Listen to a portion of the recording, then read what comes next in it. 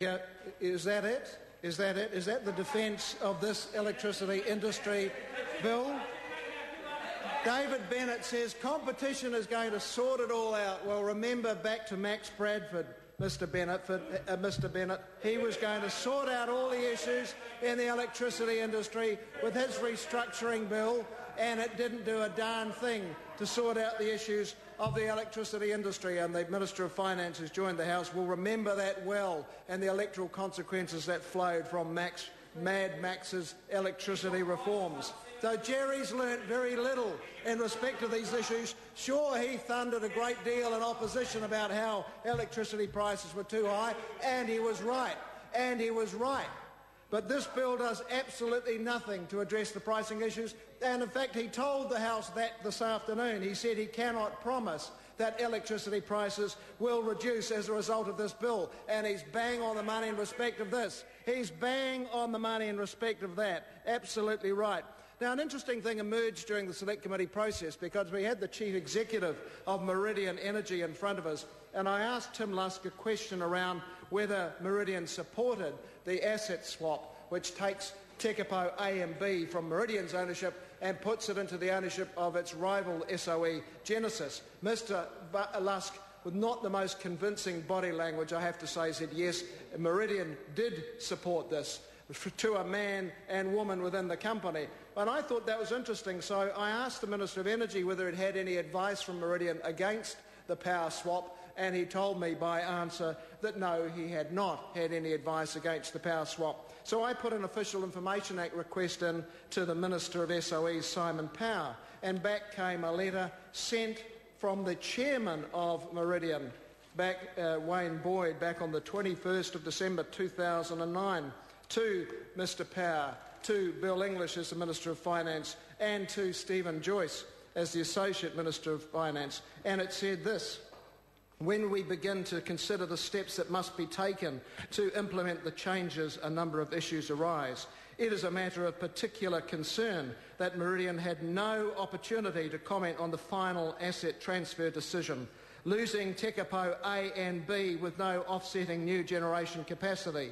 We had no opportunity to provide wider analysis of the wider market implications of the current decisions relating specifically to SOEs. This goes on for some pages of detail, saying that the asset sale significantly worsens Meridian's dry year revenue risk and comprises Meridian's ability to cover prudent financial earnings multiples. It goes on to say that it wasn't sure about the implications of the asset swap on Meridian's relationship with Rio Tinto, the current owners of the Comalco aluminium smelter, which takes 40% of Meridian's current generation, and said that this was not going to be a simple process to negotiate a new contract based upon the changes with Tekapo A and B.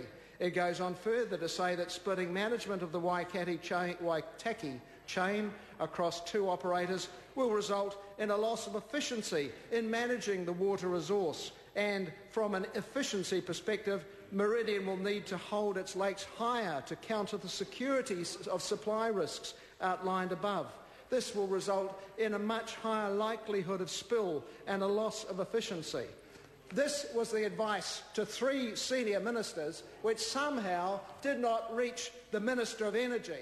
That's an extraordinary thing, that three ministers were advised by Meridian that the asset swap contained in this bill would have dire consequences for Meridian, for the security of supply, for the financial status of Meridian, and yet somehow or other I was told by the Minister of Energy that he had had no advice from Meridian against that swap. What an extraordinary state of affairs. Perhaps Jerry Brownlee also chose to ignore the advice from the Treasury, which also submitted on this issue of the asset swaps, saying how sceptical they were about the net benefits of the asset swap proposals in the discussion document, noting that this was like that the technical advisory group had underestimated the costs and risks of the asset swap proposals.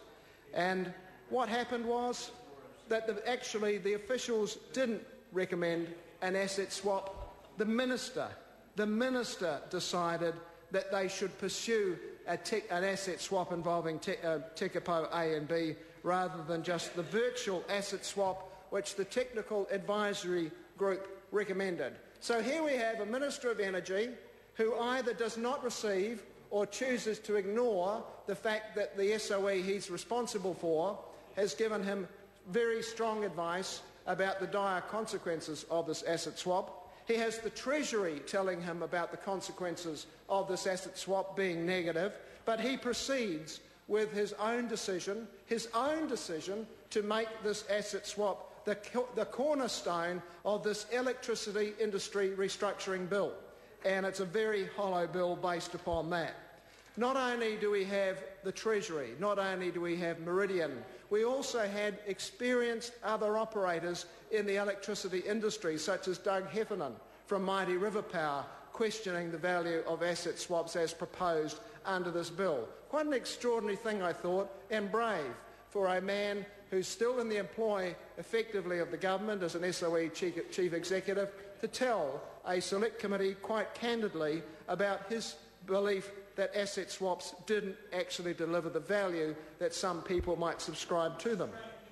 What's strange about that is that he was being candid, but his advice was being ignored, totally ignored by the government, because Jerry Brownlee got it into his head that this was the answer to the electricity industry's problems, but at the outset, in the reintroduction of this bill to the House today, he could not say, in fact he said, he could not say that this would lead to reduced power prices. It will not, according to the Treasury's advice, it will not, according to Meridian, it will not, according to other power operators, increase the security of supply, which is the second issue. I don't need that. You might. You've had the operation, not me.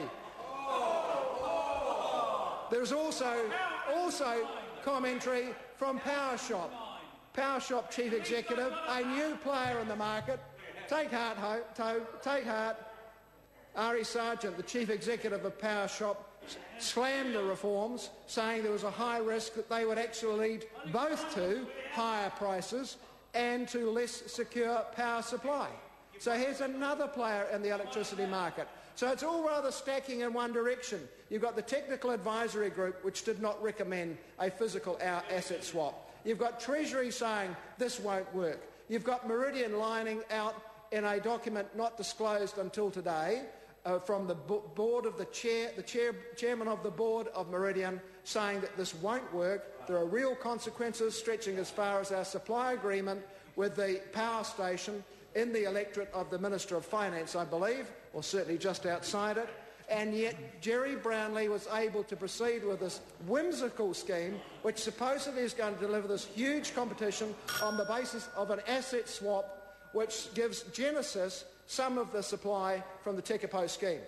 And what will it mean at the other end of the deal is that Meridian, which has made its whole basis around being the only 100% renewable electricity supply company in this country, gets the Whirinaki power station, powered by diesel, powered up when we really need the electricity. So it's either going to have to sell Whirinaki or it's going to have to completely rebrand itself. This is a cockeyed scheme if ever there was one. And Ari Sargent is a person who very clearly identified that amongst a whole number of other submitters. One of the best submissions we received on Select Committee was from David Close, who's been an Electricity Commission member, long been involved with power boards in Christchurch, who noted in terms of the price issue, and yes indeed he did acknowledge there's been that rise in price across the retail sector, but he also noted in his graph, and it was later picked up and represented back to us by officials, noting that while it might have been a 72% increase for the retail sector over the last decade, if you look at the price increase that's happened across the commercial and industrial sectors, they've had much lesser increases. And that's a very, very real concern. We've got those sectors have not had the price increases. The retail sector has paid the price, and here we have a scheme based upon a whim of the Minister of Energy, not backed by Treasury, not backed by Meridian, not backed by others in the power sector who say it won't work, it won't deliver security of supply, it may well increase the price pressures at a time when already people are reeling under existing prices for electricity. They're already starting to rise in anticipation of this bill becoming into law, and that's before the GST increase takes effect on top of it all. This is a bad bill.